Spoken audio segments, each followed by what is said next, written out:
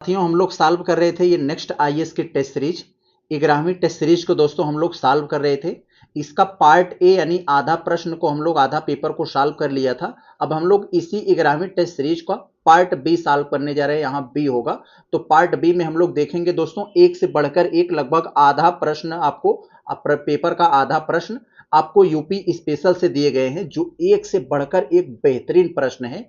आप चाहे जिस एग्जाम की तैयारी कर रहे हो आपके लिए दोस्तों रामबाण साबित होने वाला है, आपकी तैयारी में बहुत ज्यादा धार लगाएगी। तो दोस्तों आप चाहे जिस एग्जाम की तैयारी करते हो ये पेपर दोस्तों जो हम करवाते हैं एकदम डीप से लेकर दोस्तों टॉप तक करवाते हैं, समय देकर एक एक प्रश्नों कर करवाते हैं जिससे आपके लिए दोस्तों हर एंगल से बेहतरीन हो। कहीं से भी अगर क्वेश्चन को आपको दोस्तों घुमाने की कोशिश करे तो आप घनचक्कर न होने पाए, आप दोस्तों इसको क्रैक कर ले। तो दोस्तों उम्मीद करते हैं आपको दोस्तों ये बहुत ज्यादा लाभदायक सिद्ध आपके लिए हो रही होगी। बस आपसे इतना उम्मीद करते हैं मेरे भाई हमारा थोड़ा सा मनोबल बढ़ाने के लिए, क्योंकि दोस्तों व्यू वगैरह नहीं जाता, इतनी मेहनत करने का बहुत मेहनत लगती है वीडियो को बनाने में जब जब आपके पास संसाधन लिमिटेड होता है उस कंडीशन में। तो दोस्तों इस सिचुएशन में बस एक हमें मनोबल जो हमारा गिर जाता है, आप हमारा मनोबल बढ़ाने के लिए दोस्तों एक प्यारा सा अगर कमेंट करते हैं ना तो कमेंट देखकर बड़ी खुशी होती है। आप बड़े यूट्यूबर्स के अगर कमेंट करेंगे तो आपको देखेंगे नहीं, लेकिन आपका कमेंट्स आता है तो मैं देखता हूं तो बड़ी खुशी होती है। तो उम्मीद करते हैं कि आप अगर कुछ नहीं तो बस एक लाइक करके कमेंट तो कर ही सकते हैं। चलते हम लोग दोस्तों देखते हैं अपना। तो दोस्तों हम लोग देखते हैं प्रश्न संख्या 81 से। यहां से आपके यूपी स्पेशल के प्रश्न स्टार्ट हो रहे हैं। आपसे पूछा जा रहा है 2011 की जनगणना के प्रश्न। 2011 की जनगणना के अनुसार उत्तर प्रदेश की ग्रामीण साक्षरता दर कितने प्रतिशत है? वाह! तो मैं आप लोगों को कई बार पढ़ाया हूं कि अगर केवल आपसे साक्षरता पूछे, उत्तर प्रदेश की साक्षरता, साक्षरता मतलब वो औसत साक्षरता की बात कर रहा है, तो वो मैं कई बार बताया हूं पॉइंट को छोड़कर लगभग 67%। इससे आप 10 बढ़ा देंगे तो ये पुरुष की साक्षरता हो जाएगी, यानी 77% ये पुरुष की साक्षरता। इससे आप 10 घटा देंगे यानी 57 कर देंगे तो यह महिला की साक्षरता हो गई। ये तो केवल साक्षरता की बात है। अब यहाँ पर शहरी और ग्रामीण की बात है। तो यहां पर दोस्तों अगर शहरी साक्षरता की बात किया जाए और ग्रामीण साक्षरता की बात किया जाए तो शहरी साक्षरता दोस्तों पॉइंट को अगर छोड़ दें तो 75% है, 75%।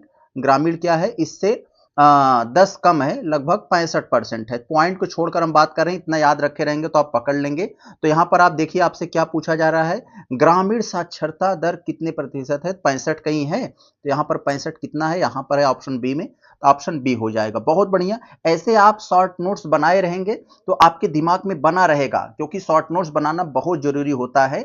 आप 10 पेज की चीज को एक पेज में लिखना जान जाएंगे ना तो आप असली शॉर्ट नोट बनाना सीख जाएंगे।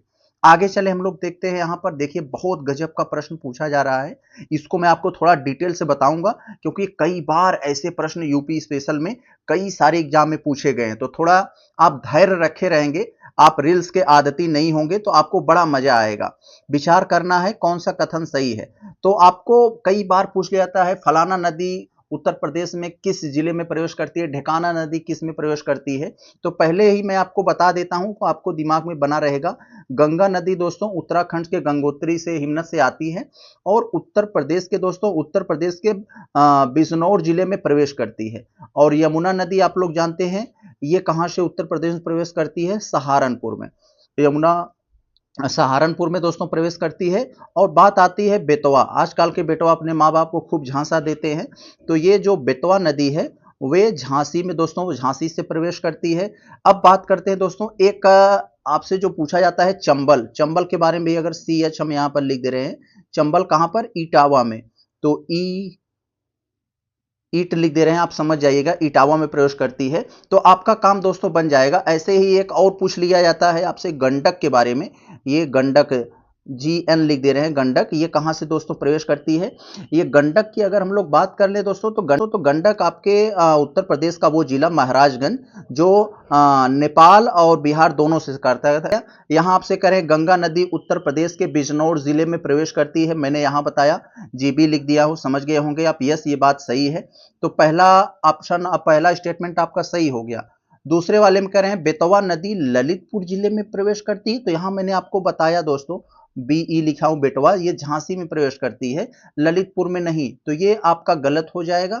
आप सारी चीजों को पढ़ लेंगे एक शॉर्ट में तो आपको काम देगा। ये जो मैं लिखा हूं ना, मैं अपने मन से नहीं लिखा हूं, कई बार ये पूछा गया है इसलिए मैं लिख देता हूं। तो फिर भी लिखने का व्यवस्था नहीं है, मैं कोशिश करता हूं कि आपको समझा दूं, मेरा काम ही समझाना है बस। तो बाकी यहाँ आपका दूसरा तो गलत, पहला सही, आपसे सही पूछा जा रहा है, तो सही केवल एक है, ऑप्शन ए। तो दोस्तों हम लोग देखते हैं प्रश्न संख्या 83 को। बहुत बढ़िया, थोड़ा सा हम इसको भी डिटेल से बताएंगे क्योंकि इस तरह के भी प्रश्न बहुत ज्यादा पूछे गए हैं। 2011 की जनगणना के अनुसार उत्तर प्रदेश के आपको कुछ जिले दे दिए गए हैं और 2011 की जनगणना के अनुसार आपको बताना है कि किस जिले में शहरी जनसंख्या सबसे अधिक है, फिर उससे कम है, फिर उससे कम, यानी आपको घटते क्रम में बताना है। तो आप समझ गए होंगे। तो हम लोग खूब रटे हैं मेरे भाई, उत्तर प्रदेश के टॉप 3 शहरी वाले जिले कौन कौन से हैं। तो हम लोग खूब रटे हैं, गाजियाबाद, लखनऊ, कानपुर, 3 को हम लोगों को तो एकदम जुबान पर रटी होनी चाहिए।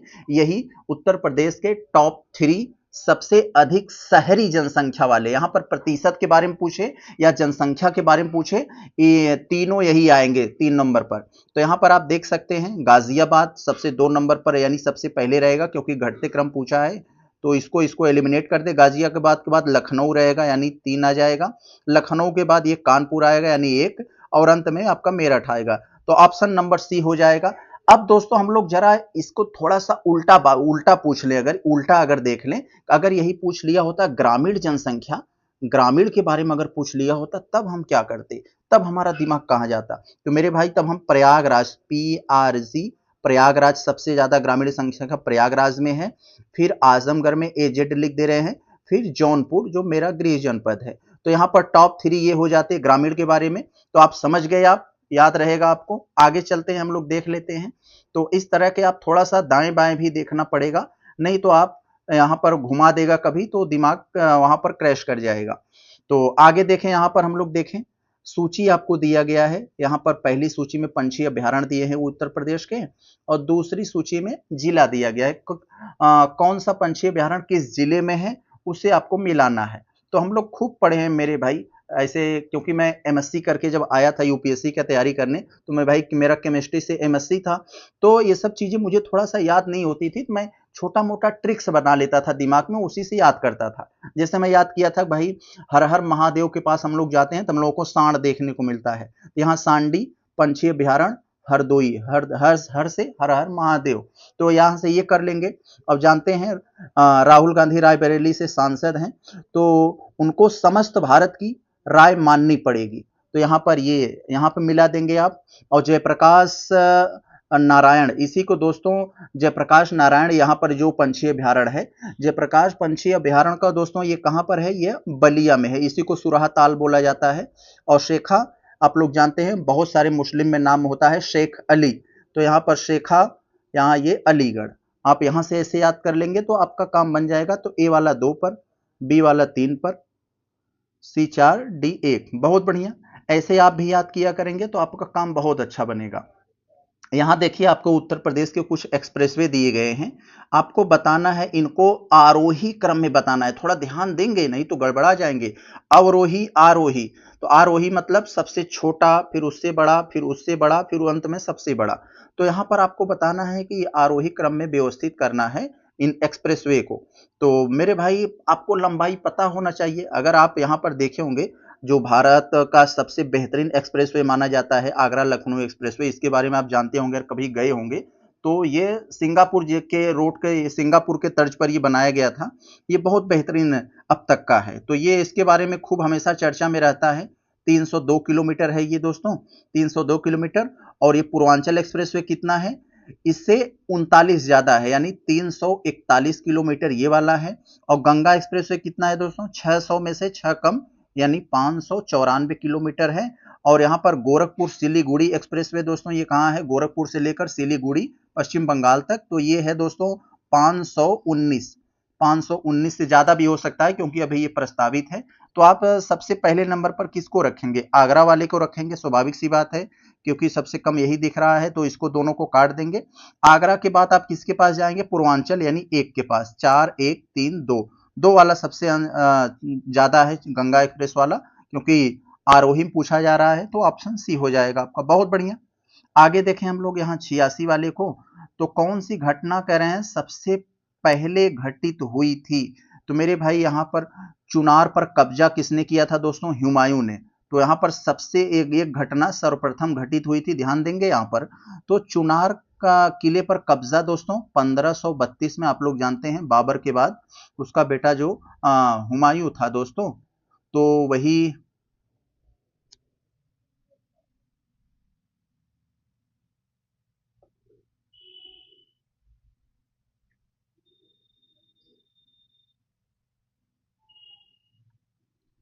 तो दोस्तों प्रश्न संख्या 86 को हम लोग देखते हैं। बहुत अच्छा। आपसे आपको तो दोस्तों प्रश्न संख्या हम लोग 86 को देखते हैं। बहुत बढ़िया सवाल आपसे पूछा जा रहा है। आपको 4 घटनाएं दे दी गई हैं और आपसे पूछा जा रहा है कौन सी एक घटना सबसे पहले घटित हुई थी, ये आपको बताना है। तो आप दोस्तों पढ़े होंगे चुनार किले पर कब्जा किसने किया था दोस्तों? बाबर का बेटवा हुमायूं। कब किया था? 1532 ईस्वी में। 1532 में ये जो मिर्जापुर में चुनार का किला है, इस पर कब्जा किया था। और चौसा की युद्ध आप लोग जानते हैं 1539 में शेरशाह ने हरा दिया था हुमायूं को 39 में। और कन्नौज जिसे बिलग्राम का युद्ध कहा जाता है, इसके एक साल बाद हुआ था 1540 में, इसमें भी वो हरा दिया था हुमायूं को। उसके बाद दोस्तों ये सरहिंद, सरहिंद दोस्तों ये कब हुआ था? ये 1556 के आसपास हुआ था दोस्तों। ये सरहिंद के माध्यम से इसको फिर से गद्दी मिली थी हुमायूं को। अब आप बता सकते हैं सबसे पहले कौन सी घटना घटी होगी? यही मेरे भाई चुनार वाली घटी होगी, यही वाला। तो 86 का आपका ए हो जाएगा, ऑप्शन नंबर ए। आगे चले हम लोग देखते जाए, बढ़िया है। 87 में दोस्तों आपसे पूछा जा रहा है, यहां पर थोड़ा ध्यान देंगे।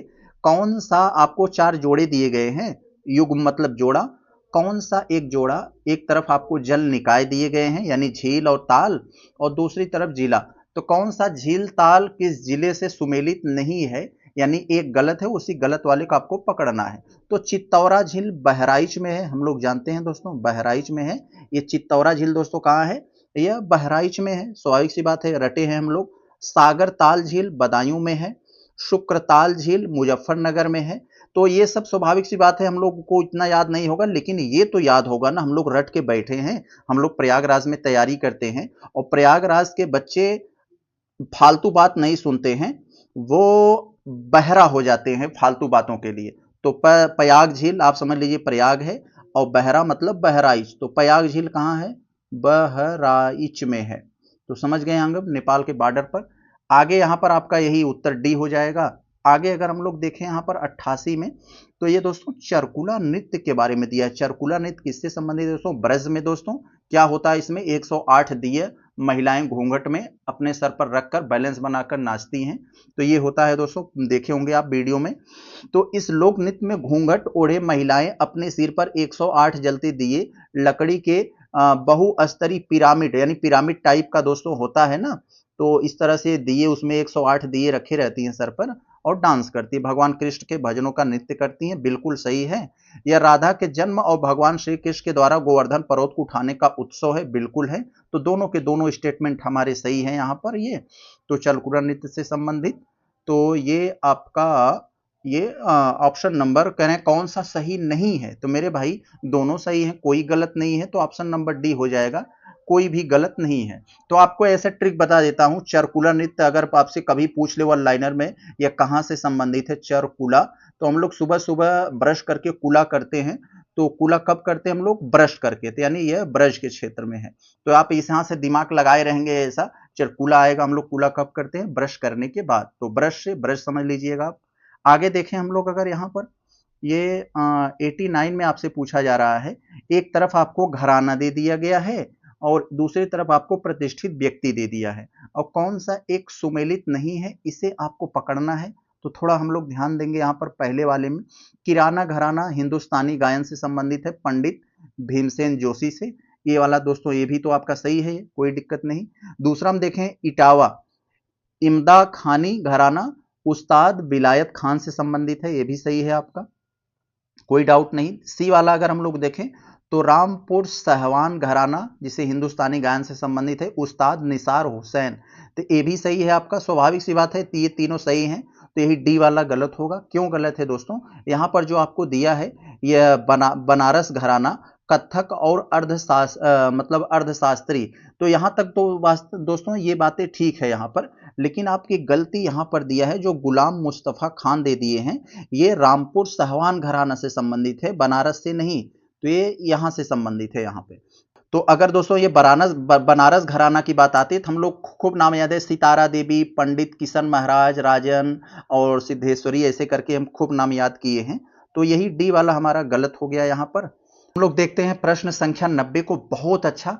उत्तर प्रदेश 2011 की जनगणना के सेंस में उत्तर प्रदेश के आपको कुछ जिले दे दिए गए हैं, इन जिलों को अच्छे से पढ़कर बताना है आपको कि अनुसूचित जाति का दोस्तों यहाँ कंफ्यूज कुछ लोग हो जाते हैं, ये अनुसूचित जाति और अनुसूचित जनजाति में, तो हम लोग को इंग्लिश वाला ज्यादा याद रहता है। तो अनुसूचित जाति को दोस्तों हम लोग एससी बोलते हैं और अनुसूचित जनजाति जो होता है उसे हम लोग एसटी बोलते हैं। तो यहाँ आपसे पूछा जा रहा है अनुसूचित जाति यानी एससी की जनसंख्या सबसे कम किस जिले में है, तो आप रट लीजिए मेरे भाई, सबसे कम किस जिले में है, तो वो दोस्तों यह बागपत में है। ऑप्शन नंबर बी सबसे कम बागपत में है। अगर यही सबसे अधिक पूछ लेता एससी आबादी सबसे अधिक कहाँ है, तो वो सीतापुर हो जाता।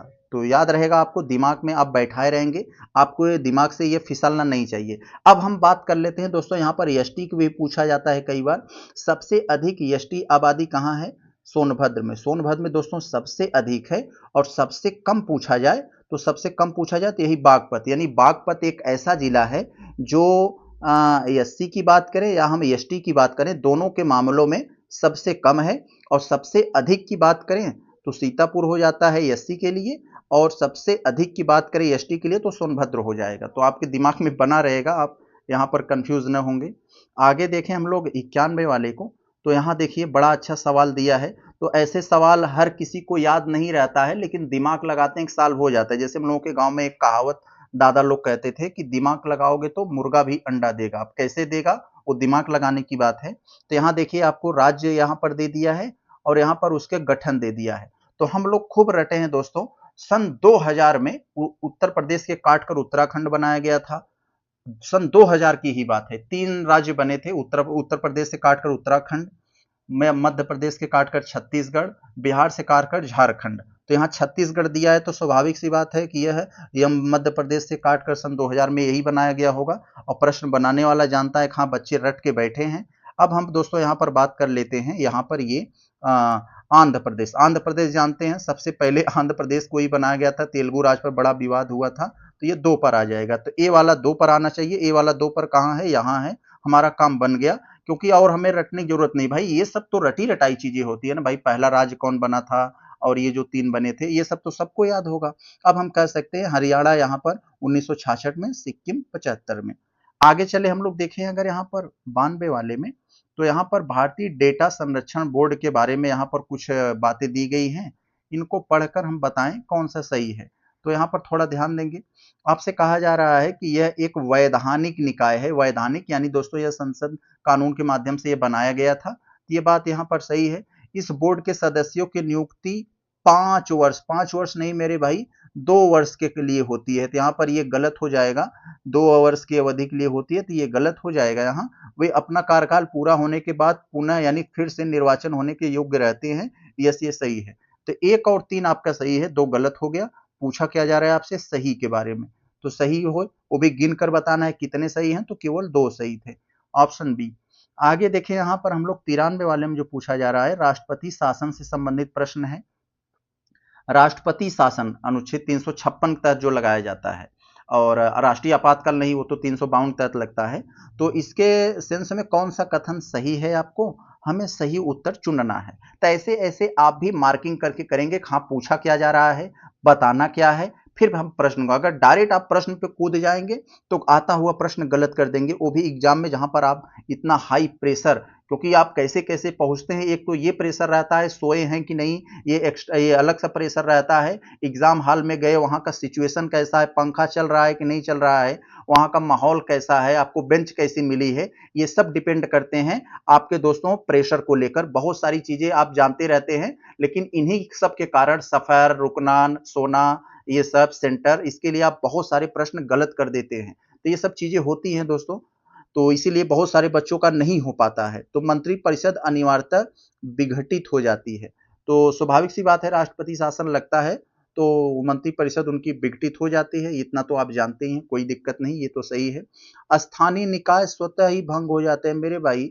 आप राष्ट्रपति शासन राज्य में लगाए तो आपके गांव का प्रधानी थोड़ी न चली जाएगी, वो प्रधान रहेगा तो स्थानीय निकायों पर कोई प्रभाव नहीं पड़ता है, तो यहाँ पर ये गलत हो गया। अब दूसरा गलत हो गया, तो इसका मतलब सही पूछा जा रहा है, यानी आपके ऑप्शन में 2 नहीं होना चाहिए, आपको क्लियर हो गया। तो ये नहीं हो सकता, ये नहीं हो सकता, इन्हीं दोनों में से कोई है। अब आपको आगे नहीं आता है तो आप तुक्का लगा सकते हैं, तुक्का आप वहीं लगाइएगा जहां 50-50 हो, नहीं तो कोई मतलब नहीं। राष्ट्रपति शासन के दौरान राष्ट्रपति राज्य उच्च न्यायालय के कार्यों का निर्वहन कर सकता है। नहीं मेरे भाई, वो हाई कोर्ट मतलब राष्ट्रपति शासन के दौरान राष्ट्रपति हाई कोर्ट के मामलों में छेड़छाड़ नहीं करेगा, हाई कोर्ट अपना काम करेगा, तो ये भी यहाँ पर गलत हो गया। तो यानी 3 भी नहीं होना चाहिए, तो बचा आपका केवल बी, यही सही है। आगे चले हम लोग देखें यहाँ पर 94 वाले हम लोग देखते हैं, बहुत ज्यादा इंपॉर्टेंट है, आपको थोड़ा सा हम डिटेल में बता देंगे, याद रहेगा, बहुत अच्छा कंसेप्ट है। यूथेनेसिया के संदर्भ में आपको 2 स्टेटमेंट दिए गए, बताना है कौन सा सही है। तो यूथेनेसिया का मतलब होता है दोस्तों आत्म मृत्यु, यानी जानबूझकर अपना जीवन समाप्त करना। यह 2 प्रकार का होता है दोस्तों, एक्टिव यानी सक्रिय, और दूसरा होता है इनएक्टिव यानी निष्क्रिय।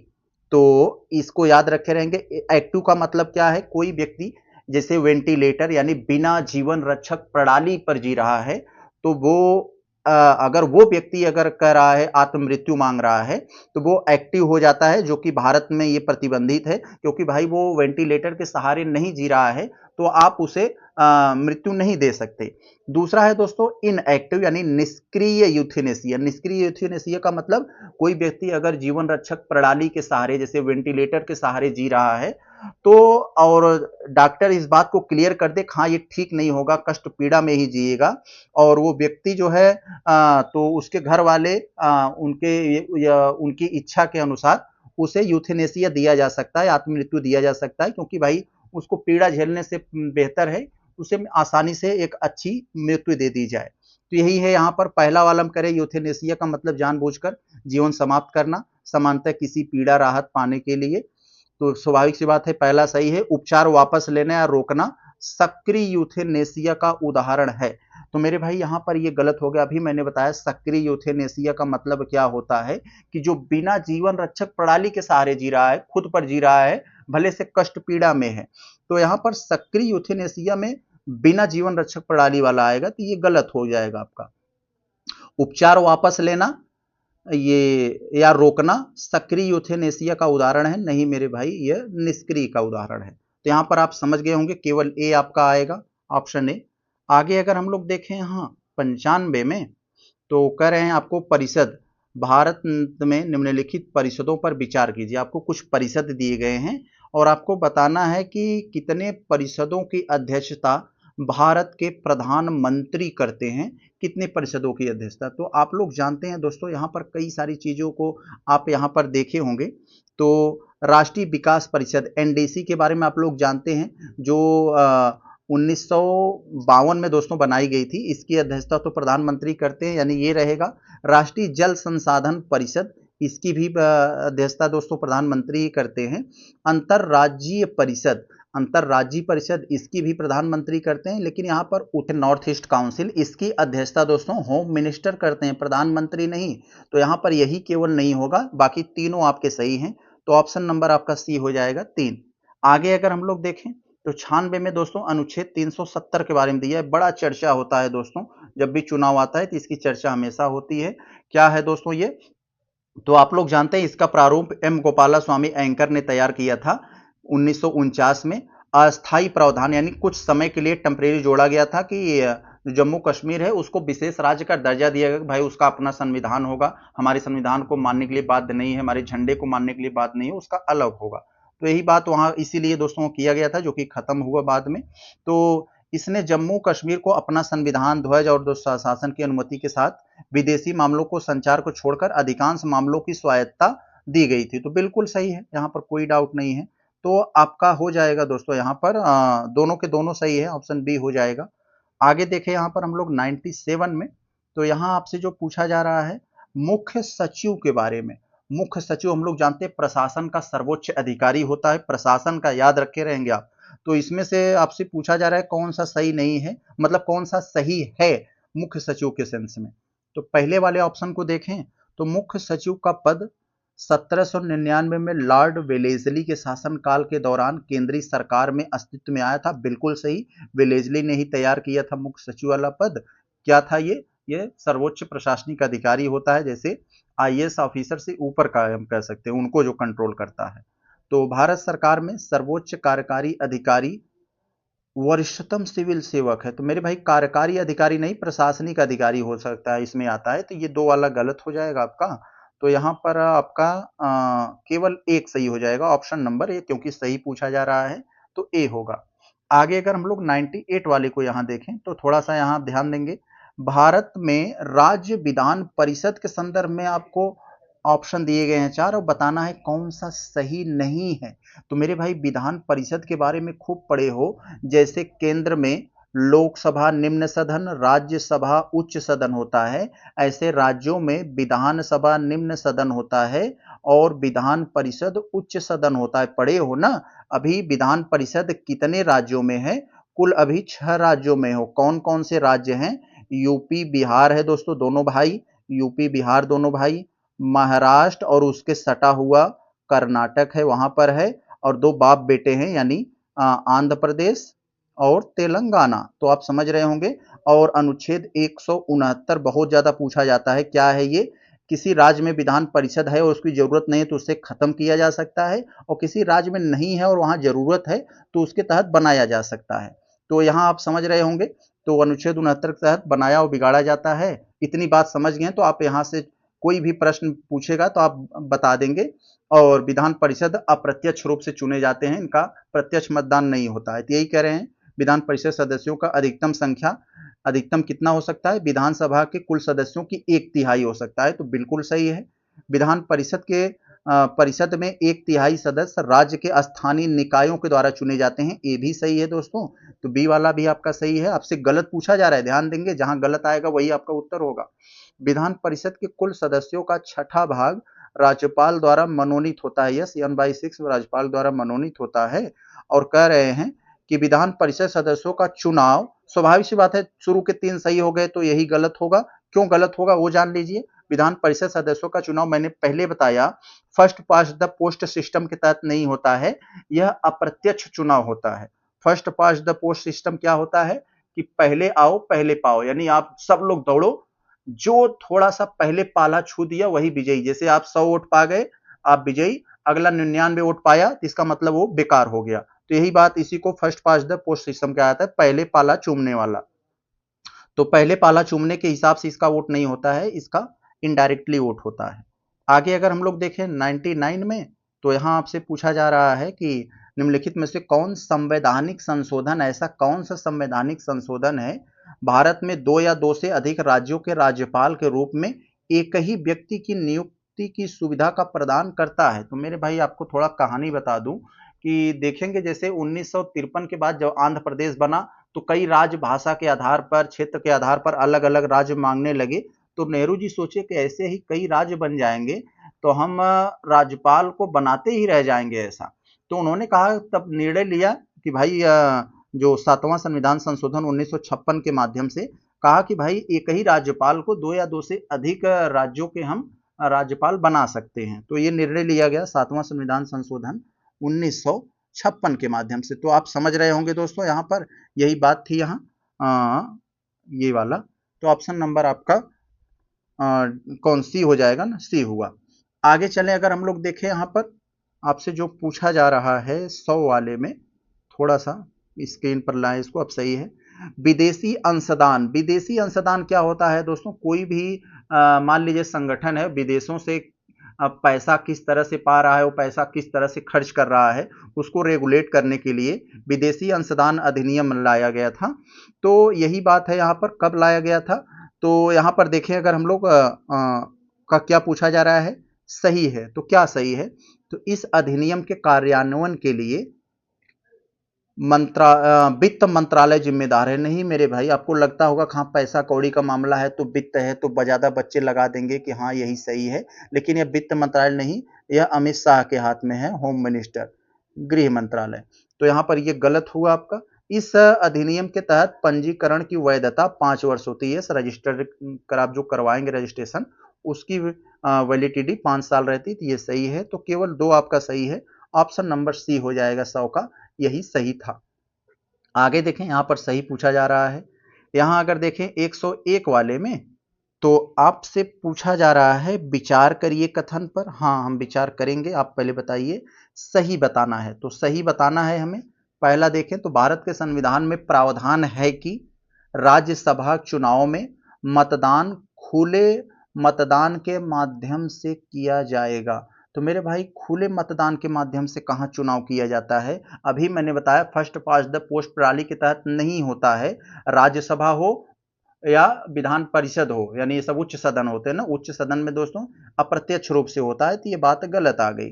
तो यहाँ पर ये देखें दूसरे वाले में, अंतरराष्ट्रीय संधियों समझौता को लागू करने के लिए राज्य सूची के विषयों पर विधि बनाने के लिए संसद को संबंधित राज्य की पूर्व सहमति आवश्यक होती है। नहीं मेरे भाई, अनुच्छेद अगर आप पढ़े होंगे, अनुच्छेद 252 अनुच्छेद 252 में कहा गया है कोई अंतरराष्ट्रीय समझौता हो, अंतरराष्ट्रीय ठेका पट्टा होता है, उस दृष्टि से उस कानून को लागू करने के लिए केंद्र जो होता है राज्य की सूची पर कानून बना सकता है। तो यहाँ पर और राज्य की जरूरी नहीं है कि उसकी सहमति आवश्यक है, उसकी सहमति आवश्यक नहीं होती है, क्योंकि भाई वो जरूरी अंतरराष्ट्रीय वाला मामला है। तो ये भी गड़बड़ हो गया आपका, ये भी गड़बड़ हो गया। तो आपका मतलब सही पूछा जा रहा है ना, मतलब ऐसा कोई नहीं है जो सही है, दोनों गड़बड़ है। ऑप्शन नंबर डी हो जाएगा। आगे देख ले अगर हम लोग 102 में, तो यहां पर आपसे पूछा जा रहा है कथनों पर विचार कीजिए, विचार करना है और आपको बताना है कि कौन सा कथन हमारा सही है। तो चले देखें भाई सही क्या है, एक एक को हम फोड़ना शुरू करें। अपनी आधिकारिक हैसियत यानी ऑफिशियल हैसियत से अनुबंध यानी ठेका करने वाला कोई सिविल सेवक उस अनुबंध के लिए व्यक्तिगत रूप से उत्तरदायी नहीं होता है। तो ये बात तो यहां तक सही है, पहला वाला। तो दूसरा वाला स्टेटमेंट देखें तो यहां थोड़ा सा ध्यान देंगे, नहीं तो आप गड़बड़ा जाएंगे। यहां कह रहे हैं यदि लोकसभा में 2/3 बहुमत से प्रस्ताव पारित हो जाए तो संसद अखिल भारतीय सेवाएं यानी ऑल इंडिया सर्विस, एक नई जैसे आईएएस आईपीएस ये है, इस तरह की कोई नई सेवाएं स्थापित कर सकती है। तो दोस्तों यहाँ पर सारी बातें सही हैं, बस थोड़ी सी गलती यहाँ ये किए हैं कि यहाँ राज्यसभा की जगह लोकसभा दे दिए हैं। यानी दोस्तों अगर राज्यसभा 2/3 बहुमत से अपना प्रस्ताव पारित कर दे तो संसद एक नई तरह की अखिल भारतीय सेवा स्थापित कर सकती है। तो यहाँ पर ये बात तो यहाँ पर गलत हो गई। यह अनुच्छेद किसमें दिया है? अनुच्छेद 312 में ये प्रावधान दिया गया है कि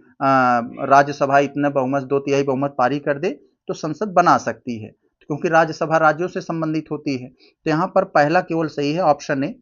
बहुत 3 वाले को हम लोग देखते हैं, बड़ा ही अच्छा सा कंसेप्चुअल प्रश्न है ये। आपको नीचे कुछ विषय दे दिए गए हैं, इन पर विचार करना है और बताना है कि कौन सा विषय संघ सूची में शामिल है। तो हम लोग जानते हैं 7वीं अनुसूची के बारे में अगर हम लोग पढ़े होंगे तो ये विषय संबंधित है संघ सूची, राज्य सूची, समवर्ती सूची। समवर्ती सूची दोनों से संबंधित, उस पर दोनों कानून बनाते हैं, टकराव होगा तो केंद्र का लागू होगा। तो यहाँ दिया है दोस्तों दिवाला और शोधन, आप पढ़े होंगे। दिवाला का मतलब कोई व्यक्ति मतलब अब वह लोन अपना नहीं चुका पाएगा क्योंकि उसकी जितनी संपत्ति है उससे ज्यादा उसे लोन चुकाना है।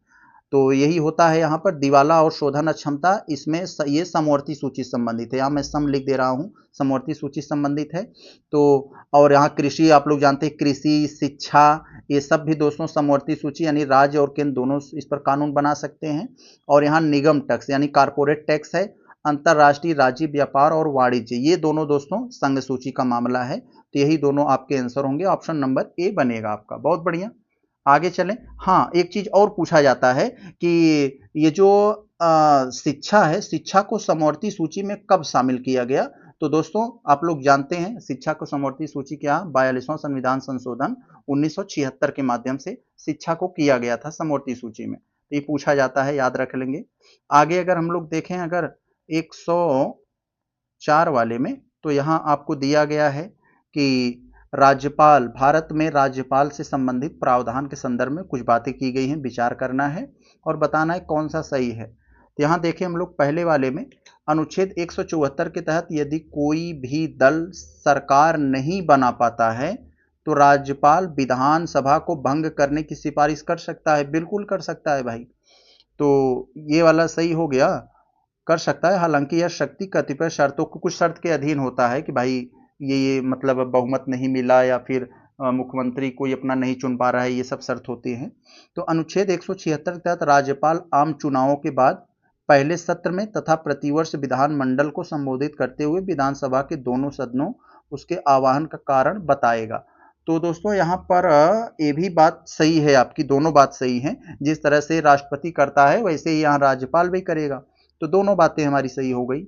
आगे अगर हम देख ले यहाँ पर 105 में थोड़ा ध्यान देंगे तो भारतीय संविधान में उल्लिखित कुछ विशेषताएं दिए गए हैं, आपको बताना है कि आखिर सही क्या है। भारतीय संविधान में संघीय प्रकृति का मामला क्या है। हम लोग जानते हैं एक एकात्म मतलब विशेषताएं जो होती हैं, एक संघीय प्रकृति होती है, एक संघात्मक। तो हमारा एकात्मक, तो यहाँ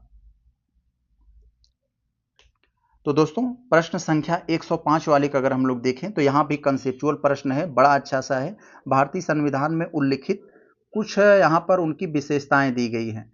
निम्नलिखित विशेषताओं पर विचार करना है और बताना है कि कौन कितनी विशेषताएं, गिनकर कितनी विशेषताएं भारतीय संविधान की संघीय प्रकृति के संबंधित हैं। तो संघीय प्रकृति मतलब यहाँ पर दोस्तों फेडरल होता है। यहाँ पर इंग्लिश वाला अगर आपको दिखाएं यहाँ पर, तो how many features are related federal natures, यहां पर ये थोड़ा ध्यान देंगे। तो फेडरल नेचर संबंधित क्या क्या है। तो दोस्तों संविधान की सर्वोच्चता ये संघीय प्रकृति की है। यह संघीय प्रकृति मतलब केंद्र और राज्यों के बीच शक्तियों का बंटवारा। तो और दोहरी राजनीति है, केंद्र में आप राज्य में हम, तो ये भी दोहरी राजनीति है। एकल संविधान है।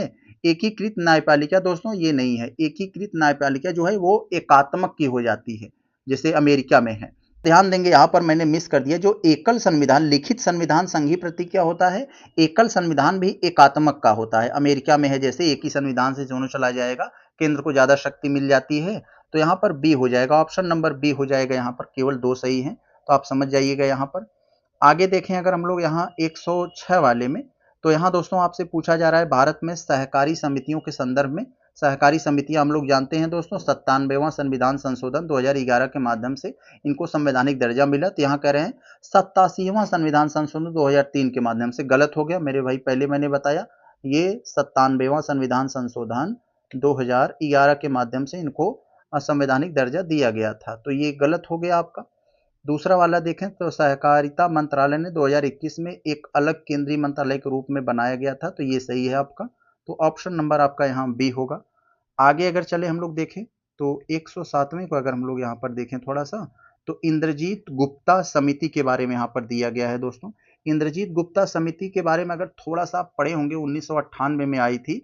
ये क्या था दोस्तों, जो भी पार्टियां के पास पैसा वैसा नहीं है, बहुत ज़्यादा कमज़ोर है, वो भी चुनाव लड़ रही हैं, तो उनको पोस्टर बैनर वगैरह मदद, कैश नहीं लेकिन दोस्तों उनकी जो सामग्री है उनको करना कि जिससे बराबरी का मामला हो सके। तो ये यहाँ पर हुआ था, इसी संबंधित है। तो किसके जांच के लिए था, तो भारत निर्वाचन आयोग की यहाँ ये हो जाएगा, भारत में निर्वाचन के राज्य का वित्त पोषण, फाइनेंस संबंधित है। तो डायरेक्ट कैश नहीं, उनकी सामग्री वगैरह से संबंधित था ये। आगे अगर देखें हम लोग यहाँ 108वें वाले में, तो भारत के नियंत्रक महालेखा परीक्षक के बारे में यहाँ पर कुछ दिया है, कैग जिसे हम लोग कहते हैं। तो कैग के बारे में यहाँ पर दोस्तों दिया गया है हमें, और इसके पढ़कर हमें बताना है कि कितने कथन, कौन सा कथन हमारे सही है। कैग के बारे में हम लोग जानते हैं अनुच्छेद 148 ये कैग होता है। और कुछ लोग महान्यायवादी समझ लेते हैं, भारत का जो महान्यायवादी अटॉर्नी जनरल होता है उसका अनुच्छेद 76 होता है। 76 एजी से यानी अटॉर्नी जनरल संबंधित है और ये कैग से संबंधित है। तो यहाँ पर कह रहे हैं इनकी नियुक्ति भारत के राष्ट्रपति के द्वारा अपने हस्ताक्षर और मोहर सहित एक वारंट द्वारा की जाती है। तो ये इनकी नियुक्ति स्वाभाविक सी बात है यहाँ राष्ट्रपति के द्वारा ही की जाती है, कोई डाउट नहीं। और वित्त मंत्री संसद में कैग का प्रतिनिधित्व तो कर सकते हैं मेरे भाई, कैग का काम कोई नहीं कर सकता, सिर्फ कैग ही करेगा, चाहे वित्त मंत्री हो या प्रधानमंत्री। तो ये गड़बड़ हो जाएगा आपका। बाकी जो सही होना चाहिए तो ये आपका केवल एक हो जाएगा, ऑप्शन ए। आगे अगर यहाँ हम लोग देखें 90 वाले में, तो आपराधिक न्याय प्रणाली के बारे में यहाँ पूछा जा रहा है। अगर इसका हम लोग इंग्लिश क्वेश्चन देखें तो यहाँ पर आपको देखिए क्या दिया गया है, यहाँ पर आपराधिक न्याय प्रणाली। थोड़ा सा इसको हम बड़ा करें तो आपको दिखाई देगा सही से। आपराधिक न्याय प्रणाली के बारे में यहाँ जो दिया गया है वो क्रिमिनल जस्टिस सिस्टम, आपराधिक न्याय प्रणाली के विभिन्न घटकों को एकीकृत करने के उद्देश्य से इंटर ऑपरेबल आपराधिक न्याय प्रणाली आईसीजेएस को किस मंत्रालय के तहत कार्यान्वयन किया जाता है। तो आप लोग जानते हैं देश में कोई आपराधिक मामला अगर आता है तो भाई गृह मंत्री पर सवाल उठता है। जैसे अभी आप आतंकवादी कहीं हमला हो गया तो मोदी जी से ज्यादा आप देखेंगे अमित शाह पर दोस्तों सवाल उठेगा। आतंकवादी कैसे घुसे ये सवाल किससे उठेगा, अमित शाह पर यानी होम मिनिस्टर पर। तो ये गृह मंत्रालय के अधीन होता है दोस्तों, ये आप समझ जाइए। आगे यहाँ पर आप समझ गए होंगे। आगे अगर हम लोग देखें यहाँ 110वें वाले में तो संविधान की छठी अनुसूची हम लोग जानते हैं। छठी अनुसूची दोस्तों किससे संबंधित है अभी आपको समझ में आ जाएगा।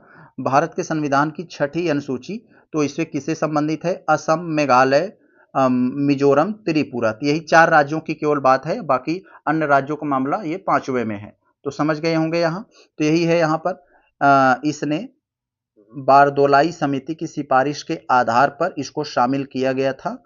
तो यस ये वाला तो यहाँ पर आपका सही है। और दूसरे में कह रहे हैं यह असम, मेघालय, त्रिपुरा, मिजोरम के अतिरिक्त अन्य राज्यों में अनुसूचित क्षेत्रों और अनुसूचित जनजातियों के प्रशासन का नियंत्रण करता है।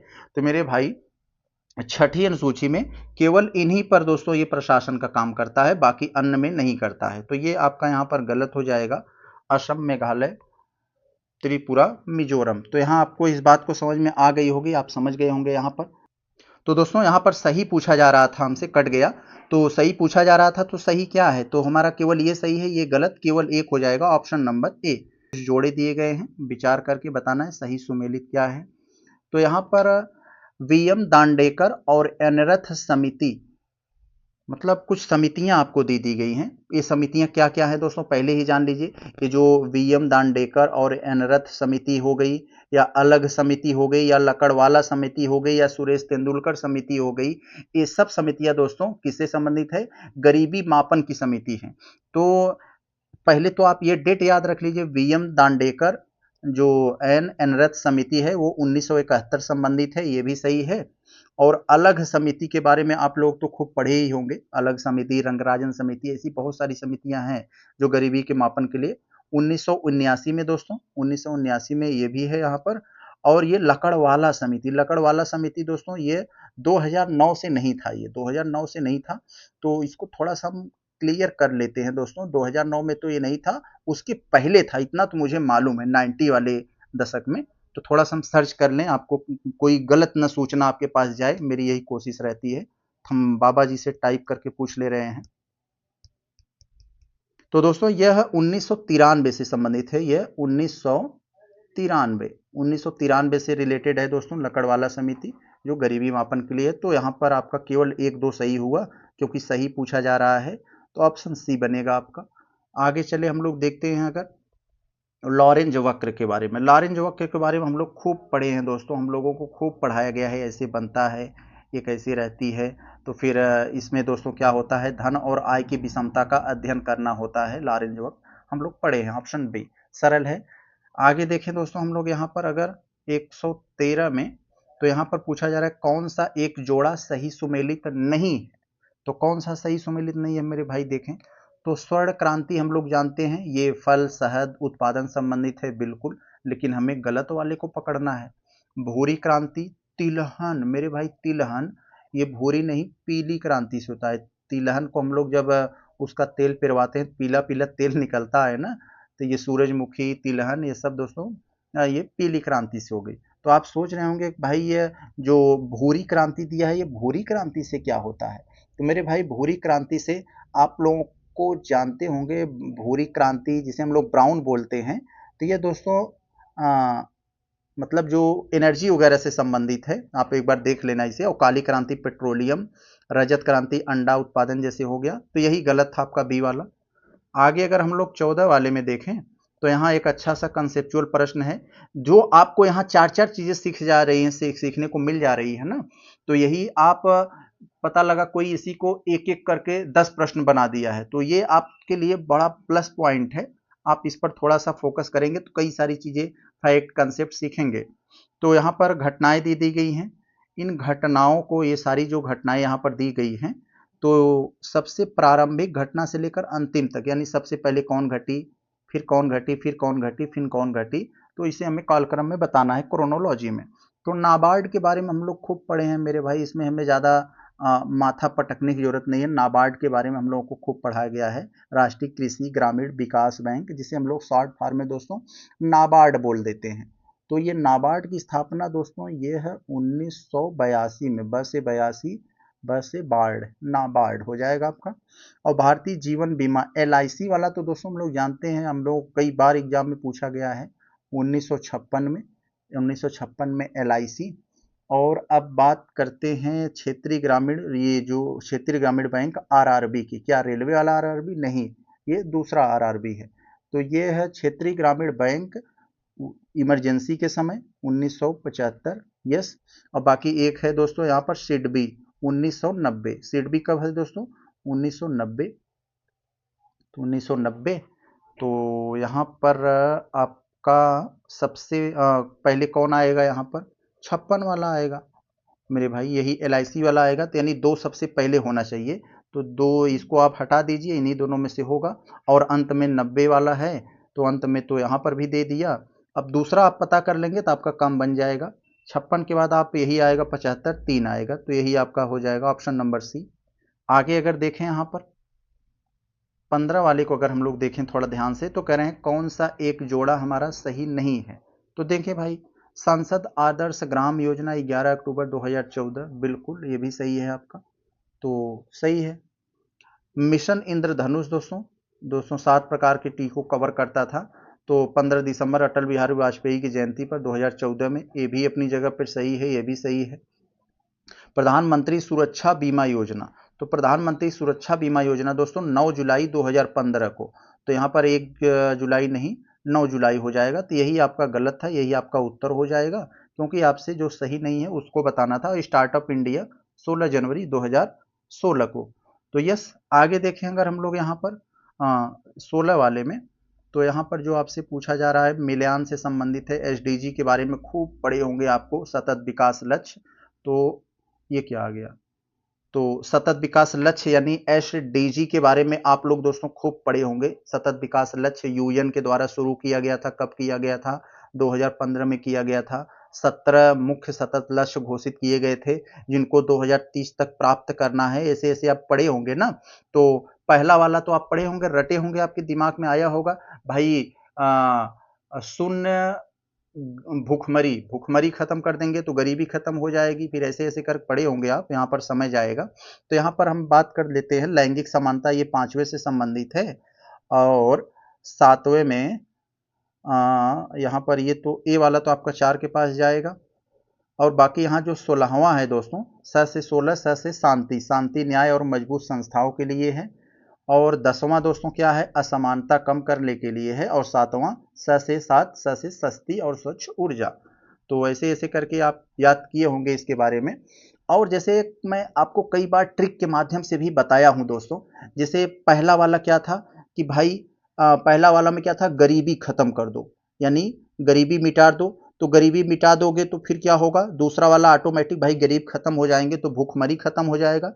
तो दूसरा भूखमरी खत्म करने संबंधित है। जब भूखमरी खत्म हो जाएगी दोस्तों, हर आदमी, जब कोई भी आदमी भूखा नहीं रहेगा, तो दोस्तों क्या रहेगा? फिर तीसरे में दोस्तों क्या रहेगा? उसका स्वास्थ्य अच्छा हो जाएगा। तीसरा हेल्थ से हो गया। जब आदमी हेल्थ रहेगा, स्वस्थ मस्तिष्क में शिक्षा का वास होता है, तो एजुकेशन की तरफ जाएगा। ऐसे मैं आपको कनेक्ट करके बताऊंगा, कई सारा वीडियो में बताया भी हूं, तो समझ आएगा यहाँ पर। तो इसलिए मैं यहाँ पर चल रहा हूँ A4 के पास, B1 के पास, तो ऑप्शन नंबर आपका C हो जाएगा। आगे चले हम लोग देख लें अगर 17 वाले में, तो कौन सा एक जोड़ा हमारा सही नहीं है देखें। वन संरक्षण अधिनियम 80, जल प्रदूषण अधिनियम 1974, ओजोन क्षयकारी रेगुलेशन नियम जो है ये 81 में, ये तीनों सही हैं। तो गलत क्या होगा? स्वाभाविक सी बात है यही होगा। क्यों होगा? जैव विविधता अधिनियम 2002 यहाँ पर जो बात कर रहे हैं, जैव विविधता अधिनियम नहीं नहीं मेरे भाई, गलती हो गया। जो विविधता अधिनियम ये जो आया था दोस्तों, यही दोस्तों सन 2000 में आया था यही वाला। और ये भी तो सही है, ये यहाँ पर गलत है। ओजोन क्षयकारी पदार्थ जो है, इसको विनियमित और नियंत्रण करने का नियम जो आया था, ये 1981 में नहीं आया था। यही यहाँ पर थोड़ी सी गलती दे दिए हैं दोस्तों। अब बात आती है कि आखिर ये आया कब था। 2000 में आया था, 2000 रुपए में नहीं, सन 2000 में। तो यहाँ पर ये हो जाएगा। तो स्वाभाविक सी बात है, क्लियर हो गया। आगे चले। यहाँ पर अगर हम लोग 81 वाले को देखें, तो कथनों पर विचार करना है, कर लेंगे। आप बताइए क्या करना है, सही पूछना है। तो मध्य प्रदेश में तेंदुओं की संख्या, तेंदुओं जिसे हम इंग्लिश में पैंथर बोलते हैं, तेंदुआ, ये किस प्रजाति के होते हैं दोस्तों। ये बिल्ली है, मतलब एक तेंदुआ और चीता ये सब क्या है, बिल्ली है। बस बिल्ली छोटी है, ये लोग बड़े हैं, यानी बिग कैट हैं ये लोग। तो ऑप्शन नंबर यहाँ पर ये वाला तो सही हो गया। बी वाला, सबसे बड़ी तेंदुआ आबादी वाला बाघ आरक्षित नागार्जुन श्रीशैलम जो कर्नाटक में है।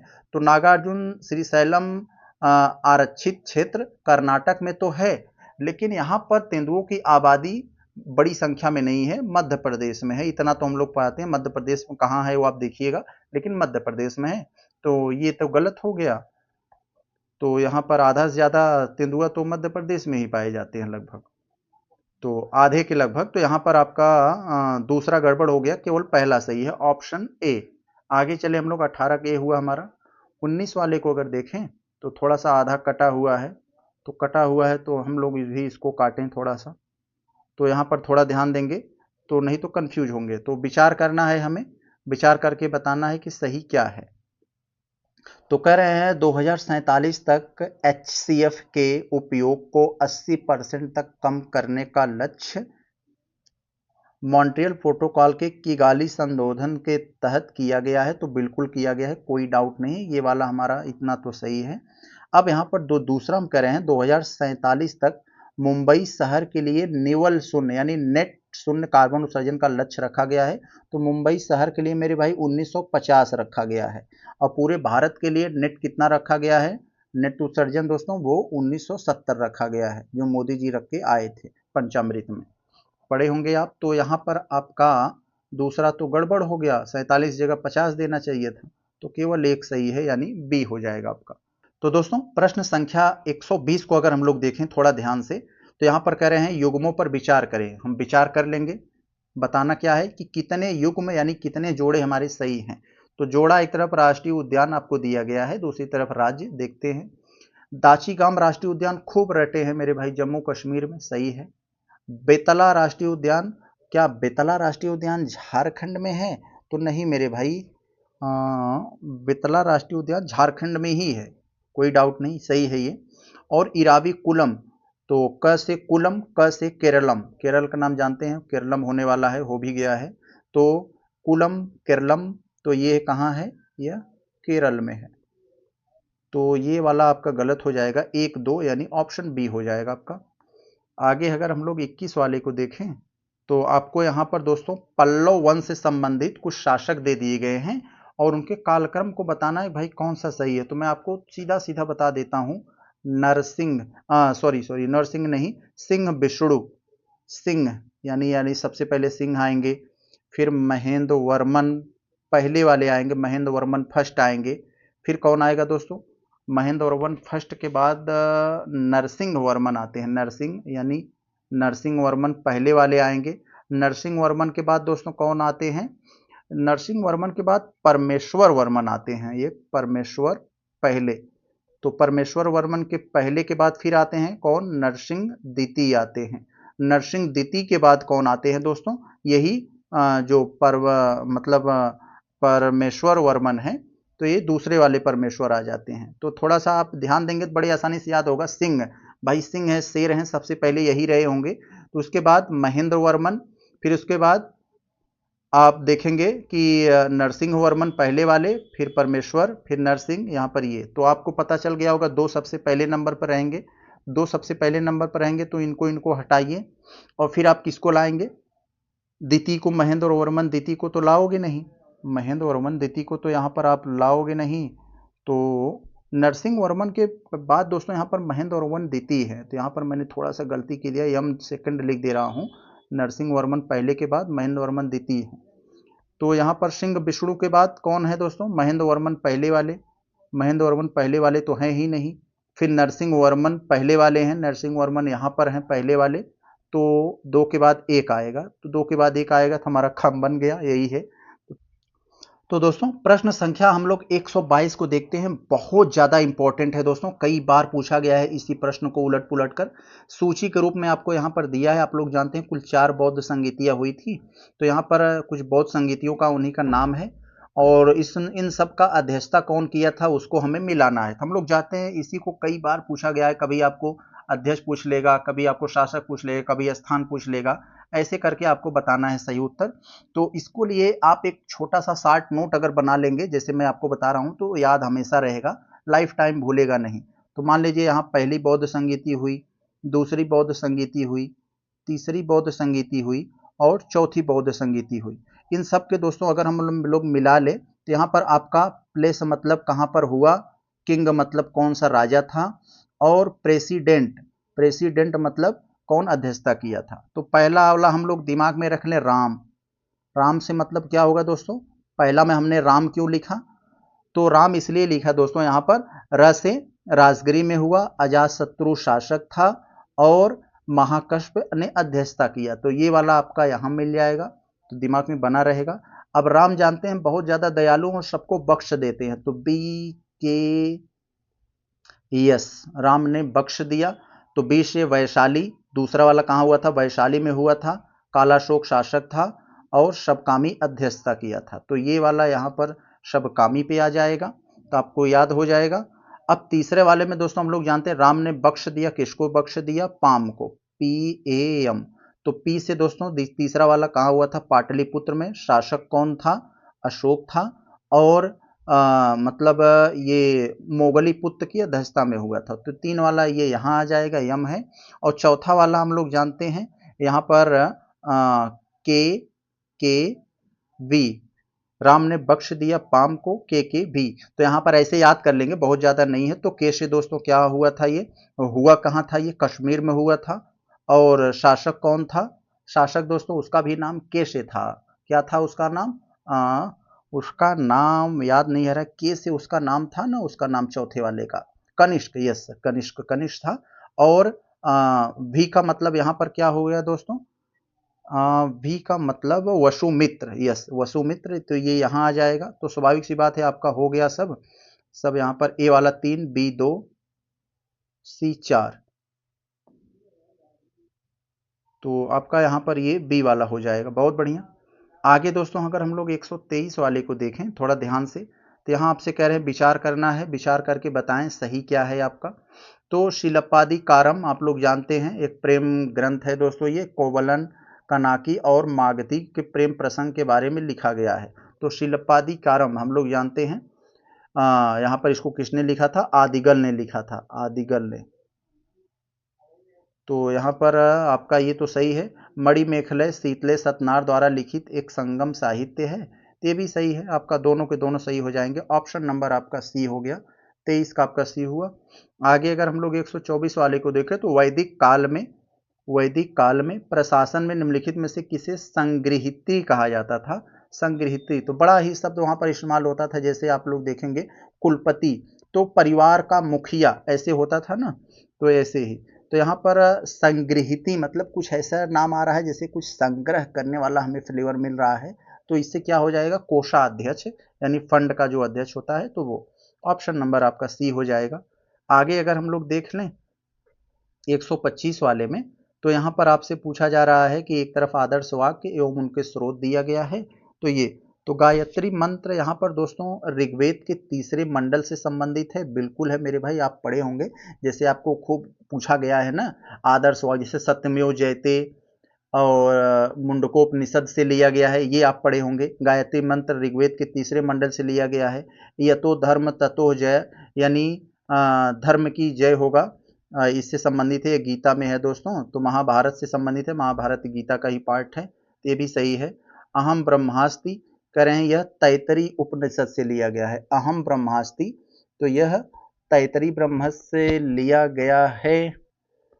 तो ये बात दोस्तों गलत है, बृहदारण्यक उपनिषद से लिया गया है ये, अहम ब्रह्मास्ति, तो बस ब्रह्मास्ति, बस बृहदारण्यक उपनिषद, बृहदारण्यक। तो यहाँ पर ये वाला तो गलत हो गया आपका।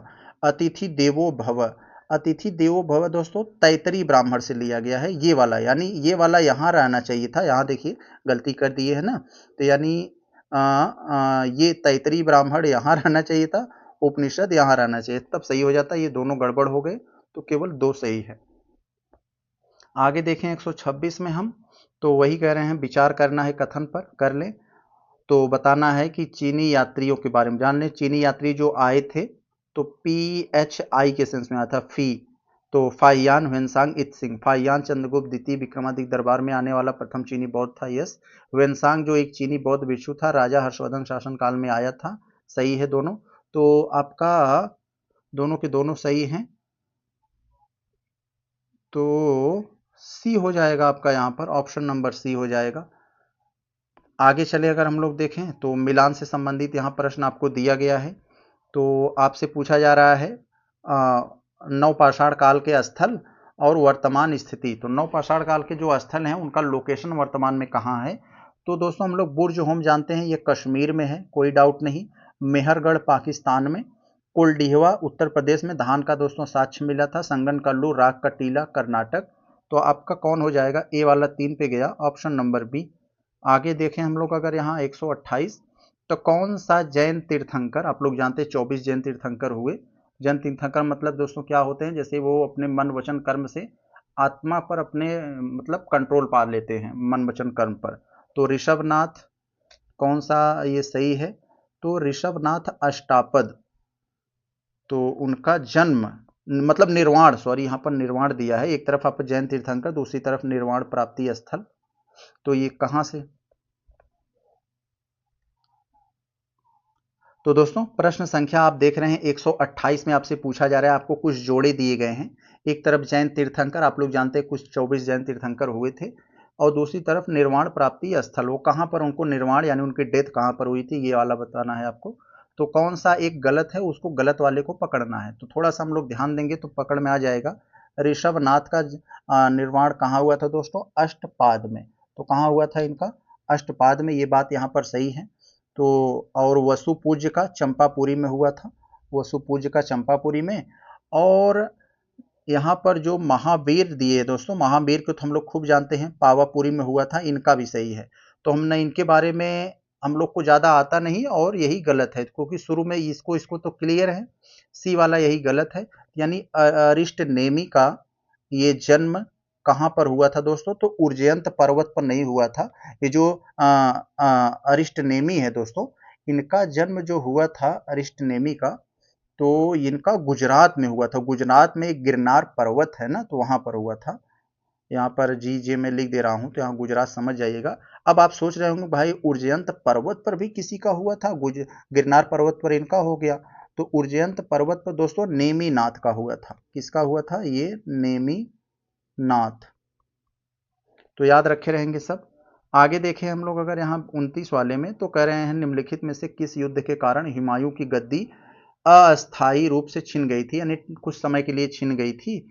तो आप लोग जानते हैं पानीपत तो नहीं होगा, ये बाबर का लड़ा था, और खानवा भी ये बाबर संबंधित हो गया। और सरहिंद के माध्यम से इसको तो गद्दी मिली थी हुमायूं को 1500, हमेशा 19 आता है तो वही दिमाग में आता है, 1556 के में सरहिंद का युद्ध हुआ, तो इसको गद्दी मिल गई थी हुमायूं को। तो स्वाभाविक सी बात है, यही कन्नौज के माध्यम से उसको 10-15 साल के लिए उसकी गद्दी चली गई थी, शेरशाह ने छीन लिया। तो यहाँ पर ये 1540 में हुआ था। आगे चले हम लोग देखें, अगर 30 वाले को देखें तो थोड़ा ध्यान से देखें। यहाँ पर एक तरफ आपको संरचना दे दी गई, दूसरी तरफ कौन सा निर्मित किया था। तो अकबर का मकबरा दोस्तों अकबर का बेटवा ने बनाया था, जहांगीर हो जाएगा। ए वाला 3 पे गया, ए वाला 3 पे गया, तो आपका उत्तर पता चल गया हमें। और यहाँ पर हमें कोई ज़्यादा यहाँ पर बताने की जरूरत नहीं है। पंचमहल ये अकबर, ये हो जाएगा। और बी वाला तो आपका ये इत्माउद्दौला का मकबरा नूरजहां, फतेहाबाद की मस्जिद हुमायूं। आगे देखें अगर हम लोग यहाँ 131 में, तो यहाँ पर हमें एक तरफ आपको पुस्तक दे दिए गए हैं, एक तरफ लेखक, विचार करना है, सही सुमेलित क्या है। तो तबकात ए अकबरी के लेखक निजामुद्दीन अहमद हैं, तो ये बात बिल्कुल सही है, निजामुद्दीन अहमद ही हैं। तो यहाँ पहला वाला सही है। तारीख है शेर शाही, अब्बास खां शेरवानी, स से शेर खाई, स से शेर खान, तो ये भी बात आपकी सही है। दूसरी वाली आलमगीर नामा, तो आलमगीर नामा आखिर किसने लिखा है, ये यहाँ पर जो पूछा जा रहा है, तो मोहम्मद कासिम ने लिखा है, गुलाम मोहम्मद नहीं। ये आलमगीर नामा ये मोहम्मद कासिम, तो समझ गए होंगे आप। तो यहाँ पर आपका केवल 1-2 सही है, तो सही पूछा जा रहा है तो केवल 1-2 ऑप्शन नंबर यहाँ पर सी हो जाएगा।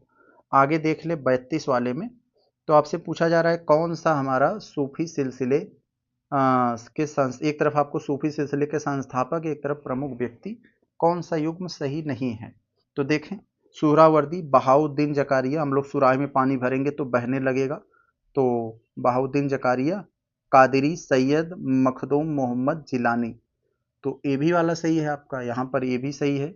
और सत्तारी शाह अब्दुल्ला, ये भी सही है कि नहीं सही है, तो ये वाला देख लेते हैं। फिरदौसी, तो फिरदौसी के बारे में भाई तो सबको याद होगा ना फिरदौसी वाले को, तो फिरदौसी में तो ओ समरकंद करके उनका नाम था, एक सेकंड हम देख ले रहे हैं टाइप करके, फिरदौसी तो शेख बदरुद्दीन करके है, यश। तो यहाँ पर दोस्तों बाकी बिल्ला नहीं है, वो शेख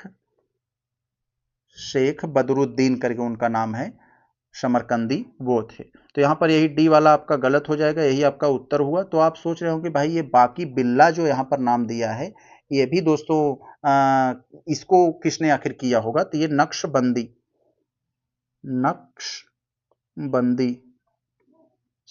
से संबंधित है ये। आगे चलें अगर हम लोग देखें, तो ये 133 वाले में जो आपसे पूछा जा रहा है, घटना